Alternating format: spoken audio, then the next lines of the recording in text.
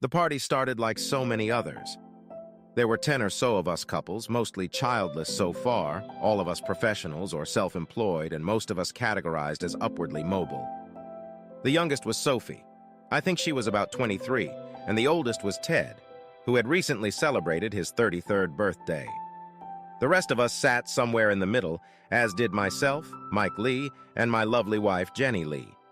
The party took a somewhat unusual turn when our hosts, John and Kathy, began telling us about their recent vacation in the Canary Islands, how gorgeous the beaches there were, and how relaxed the local dress code was. Yes, you heard right, the dress code. Most of the girls on the beach were topless, John enthuses, grinning at the memory of it. And by the hotel pool, Kathy added. How do you react to that, I ask you? And you, Kathy? One of the wives asked, breaking the ominous silence, anticipating what all the husbands were probably thinking. Well, when in Rome, she grinned mischievously. But you were in Spain. The Canary Islands are part of Spain, not Italy, Claude interjected, but he was always a bit of a tightwad. Take any pictures? Inquired Jack carelessly, who was thinking much faster than Claude, and I could have sworn that everyone in the room leaned forward, eager to hear the answer. Made a few, John threw in, trying to feign disinterest. I printed them out, Katie added, picking up a book that had been lying idle since we'd gotten there. Ignored, but suddenly we were the center of attention, and we guys were cursing ourselves for not considering the damn thing sooner. Look, here's one of the pictures we took on the first day, Sweet Katie continued, and I, like the rest of you, pitched forward to get a better view. And this is the hotel. This is the view from our window. This is the dining room. This is a picture of the donkey we saw. This is one of... And so it went on ad infinitum, all of us making pertinent, albeit somewhat mundane comments, until Kathy began to bore us. Well, that's it, Kathy finally announced, putting the book back on the table. But you're only halfway through, objected Claude, perhaps the only one of us who was actually enjoying watching. Shut up, Claude, muttered Jack, who was always observant and never missed an opportunity. Well, the others are a bit private, Katie whispered, flapping her eyelashes rather tokenistically. I don't think I should show them to you. Translation, though I think even Claude guessed. They're pictures of me with my breasts on display, and they're sitting there, teasing you by daring you to look. Kathy, her husband called out to her at that moment, could you go into the kitchen and help me with this damn car? If you'll excuse me, she giggled, blushing visibly, and retreated into the other room. What's a man to do?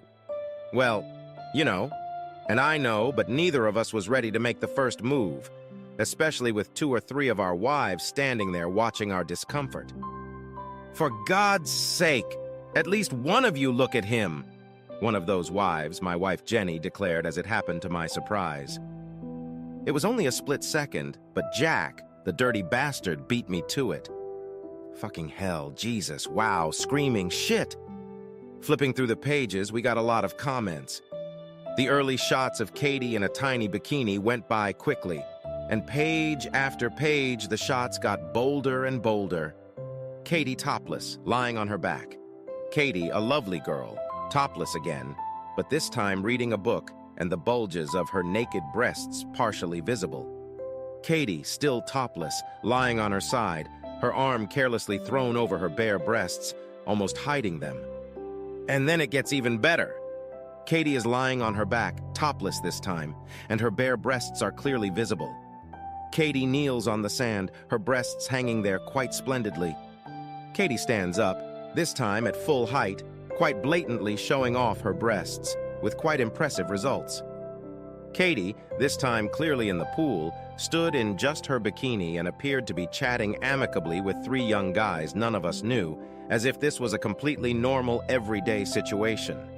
There were other shots, the last of which was a close-up of Katie's suntanned bare breasts, the smooth dimples on her skin clearly visible. It was Claude who put into words what we were all undoubtedly thinking. Just look at her breasts, he commented, and who could we disagree with that opinion? No, the evening did not turn into an uncontrolled orgy, and none of the women dropped a single article of clothing. We guys had the unexpected pleasure of looking at pictures of our buddy's beautiful and somewhat underdressed wife, and to my surprise, so did the couple of wives left with us. One of them was my wife, Jenny, and that, friends, is where this little story took an unexpected turn. "You liked that, didn't you?" Jenny asked me when we eventually reached the shelter of our own home. "Yeah," I hummed in response. "It was a good party." "You know what I'm talking about, Mike," she continued, smiling and not letting me off that easy. "About this." "Yeah, that. Nice pictures. Nice bust." "Can't argue with that." "Maybe better than mine?" I'm no fool, but thankfully I didn't have to lie to answer that question. "Your breasts are gorgeous," I grinned lustfully. "Do you think your friends would agree?" "I'm sure they would agree, but—" "Maybe we should find out," Jenny interrupted me teasingly. "What? It's bedtime," she declared. "We'll talk about it tomorrow." Damn it. Tomorrow had come. It usually does, but Jenny never mentioned her comments from the previous night, and frankly, I was too nervous to remind her. We left for work, came home, had dinner, and there was a nervous tension in the air that I didn't want to confront. "Well," Jenny sighed, "we can't keep pretending. What are you thinking?" "About what?" Pretty pathetic, and the look she gave me showed she agreed with that opinion. "About those pictures last night," Jenny finally spoke up. "That was a setup." "I guess so," I agreed. It was pretty obvious. Katie knew perfectly well that we wouldn't be able to keep from peeking. "She wasn't the only one. John was aware of it too and wanted you all to see the pictures," she continued. "How do you feel about that?" "That's up to him," I replied with a shrug. "If he wants us to look at Katie's breasts, I'm not complaining." "I'm not talking about them, Mike. I'm talking about us." "About us?" I muttered, starting to worry about where this conversation was going. "Yes, honey." She smiled sweetly at me. "How do you feel about other guys seeing my bare breasts?" "We've never been to Spain, Jenny. We don't have pictures like that." "Then we'll have to compromise, won't we, Mike?" "You mean—" "Yes, Mike," Jenny interrupted me. "That's exactly what I mean." Oh, shit. That got me thinking and kept me awake that night. Jenny just burst into fits of giggles every time I tried to broach the subject. The next day, Saturday, out of the blue, she brought it up again. "Have you thought about it, Mike?" asked Jenny over breakfast. "A little," I admitted, this time not feigning ignorance. "But I don't really want my buddies to see you topless." "Why not?" she asked in a tone that suggested it was a sincere question. "Some men like it when other men see their wives half naked. Why not you?" "I have no idea. Maybe jealousy," I replied, feeling unsure of my position. "You're not saying you feel like showing off your breasts to other guys, are you?" "I guess so," she sighed, watching my reaction. "I think I like that idea. I can understand why Kathy would like it, but you can't seem to see it from John's point of view." "Explain," I offered. "Explain to me why you like the idea." "It's actually quite simple," Jenny began. "Men like to look at women, don't they? At beautiful women." "Of course. It's natural. But it's equally natural and quite fortunate that women also like to be looked at." "I think I can agree with that," I agreed. "But not necessarily in the nude." "Some do like it," she remarked. "Some girls like it." "They're exceptional," I stated. "You'd be surprised, Mike, how many girls would jump at an opportunity like this if it presented itself and they could get away with it, honey." She surprised me, and I decided not to risk asking her if she was one of them. "Look at the videos you like so much on the internet. The college girls on spring break they have there. They seem to be flying in to compete in wet t-shirt contests, and half of them end up wearing less. They must be drunk." "Maybe sometimes Mike is," Jenny continued seriously. "But drinking just lowers your inhibitions. It doesn't make you do anything you don't really want to do." "Good point," I agreed. "But you've never done anything like that." "Never had the opportunity," she giggled. "But a voyeur exhibitionist is so much more than that. It's almost part of the fabric of our society." Now that's a statement. "Mini skirts," she blurted out. Tight tops, bare breasts, revealing cleavage, high heels even in their way. Girls don't dress that way for health, you know, and rarely for comfort. They dress this way because they want to be looked at and admired. And lusted after, I laughed, enjoying where this conversation was going. Exactly, Mike, my wife picked up on my comment. Girls can look attractive without showing much flesh, but it's much more powerful when we do. You like it when I wear short skirts, don't you? Of course, I agreed cheerfully. You have great legs. And you like it when I go out without a bra, don't you? You know I do, I agreed again, though a little more wary than before. I like the way it looks. In my opinion, you don't need it. And you like the way men look at me. You like the way my breasts sway, don't you? You get pleasure from other guys looking at me and being jealous of you, don't you? I shrugged in acknowledgement, unable to deny it. My Jenny in high heels, in one of her tiny miniskirts and a loose top that allowed her C-cup braless breasts to ripple freely, was a sight worth seeing. An awful lot of guys enjoyed this treat, and I had to admit I always got a hell of a buzz out of it. So what's the problem with letting them see a little more? She asked a very awkward question. Depends on how much more, I replied, feeling myself getting sucked into her way of thinking and not really sure how I felt about it. Just a little more for starters, Mike, she said with almost a pleading tone in her voice. For the last year or so, I've been wearing shorter and shorter skirts, and you've never once raised a single objection. Frankly, it excites me, and now I think I want to feel free to wear more revealing clothes when I go out. Nothing slutty, I hummed, not admitting that I had actually noticed her skirts getting shorter and shorter lately, and I liked it a lot.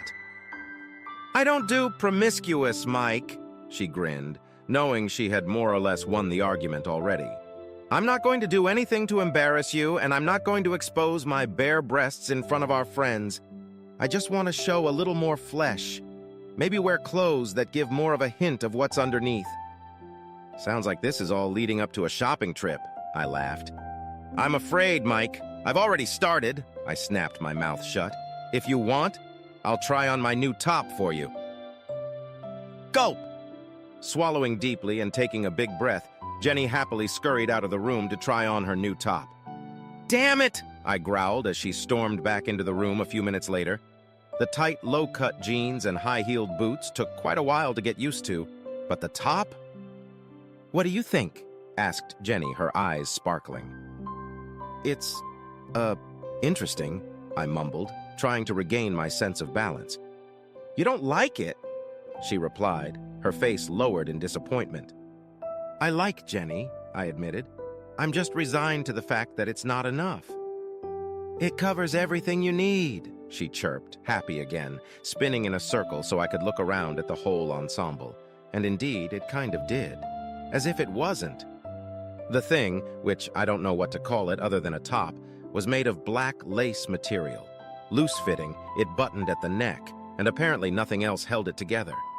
The back flared open as she moved, exposing her graceful bare back and confirming that she wasn't wearing a bra, as if the way her loose breasts bounced beneath the top hadn't already made that obvious.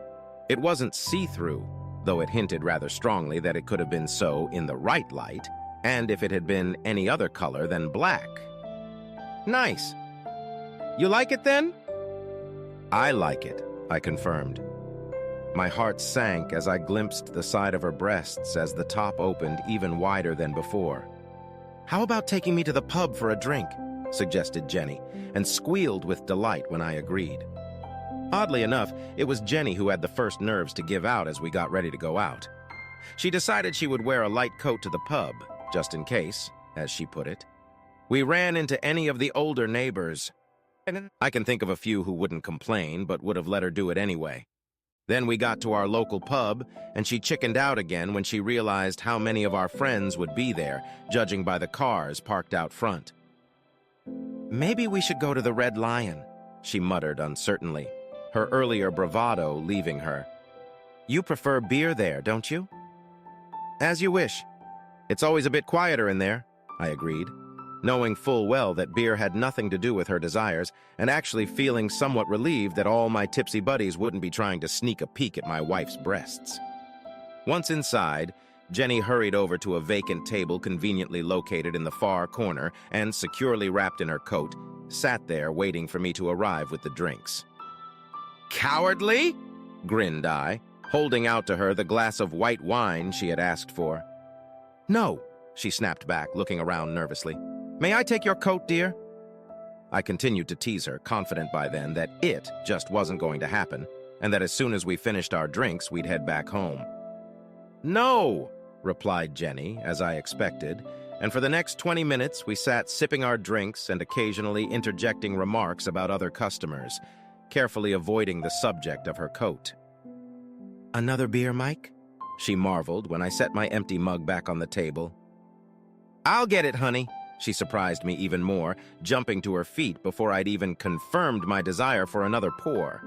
Not that there was any doubt about that. If she surprised me, Jenny was going to shock me. "It's a little hot for that coat," she muttered as if to herself, unzipping it and placing it carefully on the bench next to where I was sitting. "Are you sure about this, Jenny?" I gasped, my insides suddenly doing a somersault as I saw more than a brief glimpse of her right breast, which shouldn't have been on display when she bent over. "No," she replied, apparently sincerely, as a huge blush appeared on her cheeks. "Maybe you shouldn't, Jenny," I wheezed, my throat suddenly dry. "I can see your breasts when you bend over." "Then you'd better be careful when I bend over, hadn't you?" his wife hissed, leaving me speechless as she collected our empty glasses and headed for the bar. Her nervousness made her walk unsteady, balancing on her high heels, and Lord only knows what it did to her rampant breasts. All I know is that a silence slowly descended on the group of guys gathered around the bar as one by one they realized Jenny's appearance in their midst. I'd observed more than once the effect her tight jeans and covered ass had on guys, but she wasn't wearing a top like she was now. If the sexy stripe between her top and jeans didn't get their attention, the rippling of her loose breasts surely would. Then, already wide-eyed, their eyes nearly popped out of their eye sockets when she walked past them, as they noticed that the top she wore was practically backless, and it didn't have much in the way of sides either. She could have slipped into a gap in the nearest part of the bar, but no. My Jenny clamped the bit between her teeth and walked, swaying, stomping, or whatever you want to call it, almost the entire length of the bar, milking it until two astonished young lads made room for her, hardly believing her luck. Two young guys who suddenly found themselves very popular as the motley bunch of men on either side of them suddenly wanted to join in their conversation, to become their best friends. Comments such as, "Have you seen their breasts, Fred? Look at her ass. She's not wearing a bra. You could call that a top. I can see her bust." These words came to my anxious ears as I watched the mass of excited men crowded around her. "Give the lady some room, boys," I heard the bartender warn just as I was about to take my life in my hands to save her. And thankfully the crowd moved back a step, leaving me a gap through which I could see my beautiful wife. Expecting her to look worried, I was surprised to see her smiling and laughing at some of the things the men were saying to her. Her frequent downward glances hinted pretty strongly at what most of the comments were probably referring to. So I sat there, and sat there. I sat there and got a little angry, but not because of the attention to my wife, but because I was still waiting for my beer. Then that too was sorted out. "Here's your pint, mate," I heard suddenly beside me as the bartender, unnoticed by me, appeared beside me. "It's on the house and another if you need it." "That's my wife up there," I muttered somewhat redundantly. "What's going on?" "She's fine, buddy," the bartender assured me. "They're not bad guys here, and she's not going to come to any harm, and it's really good for my bar. Maybe I should go check on her." "Maybe you better not," he advised me. "I already said they're not bad here, but this girl is very popular, and I don't think they want to lose her." "But that top she's wearing," I muttered, throwing my hands up, not knowing what else to say. "Right, buddy," he nodded in agreement. "I better get back in there and make sure those bastards don't rid her of him." "What?"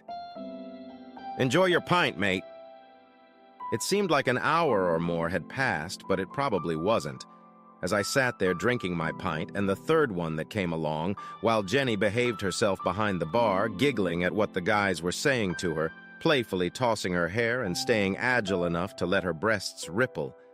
A couple times, one of the patrons risked a hand and pulled her top to one side, but she laughingly pushed their hands away. Some, it should be noted, were more successful than others. An untold number of phone cameras flashed every time a brazen bust stuck out. "I really have to go, boys," I heard her call over the din, and to my relief, "I think my husband has had enough for one evening."